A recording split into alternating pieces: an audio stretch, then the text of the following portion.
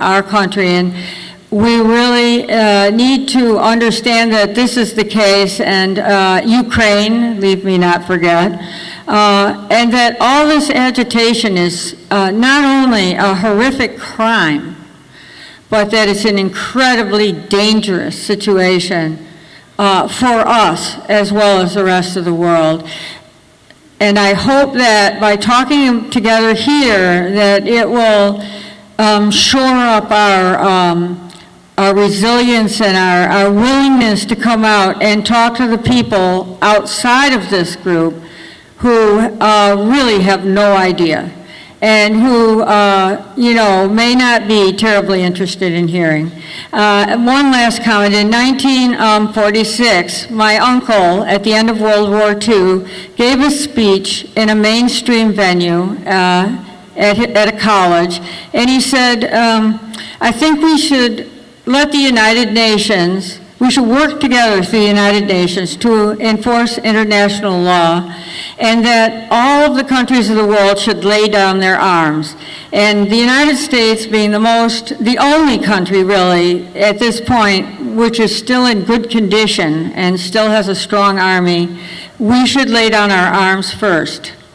And I think the fact that he could say that in a mainstream public venue and be applauded tells you how times have changed. Because today, I think if someone went out and said that to a Republican or a Democrat convention, to a college graduating class, they'd be laughed at. So we need to somehow regain our sense of perspective and our sense of how to have a society. And we need to talk to those people who have forgotten and lost track of what's really happening in the world. So I'm going to now pass your attention to my co-chair, Lucy Paguara.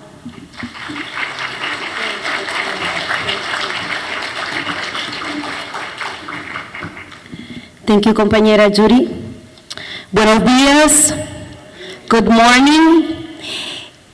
Un anuncio, an announcement. Para las personas que solo hablan español, for the people who are here, compañeros who only speak Spanish, hay una mesa de traducción del inglés al español allá en aquella esquina. There is a translation, a table from English to Spanish in that very entering table. Así que pueden irse ahí. Está la compañera Mónica y un equipo de traductores, la compañera Mónica and a team of translators. It is a true honor to be here today at this incredible conference. And as Judy said, my name is Lucy Paguada, and I define myself as a Honduran in resistance. Soy una hondureña en resistencia.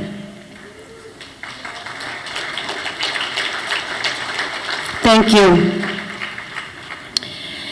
And of course, when we talk about the endless wars of the United States government globally, how can we not mention the endless war that the United States has held in Latin America? From the very beginning of the European brutal and assassin conquista, or the invasion through the first European who landed in the Caribbean, we've been brutalized by the imperialist endless war, and shamefully later by our very own government of the United States. But we have to remember that when there is invasion and when there is occupation and brutality, there has to be resistance. So I'm also here to talk about resistance, the same resistance that you all are doing here in the United States. So an applaud for you for being in resistance, just like the people in Latin America. How can we not talk about the resistance of Cuba, en el comandante Fidel, en el comandante Che, and today el comandante Raúl? How can we not talk about the resistance in Venezuela, en el comandante Hugo Chávez,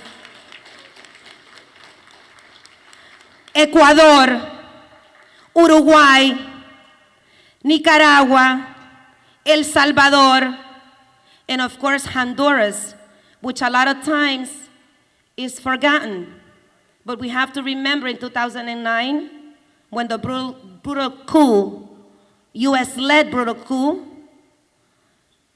started the massacre of the Honduran people. But those people too rised up and are still in resistance.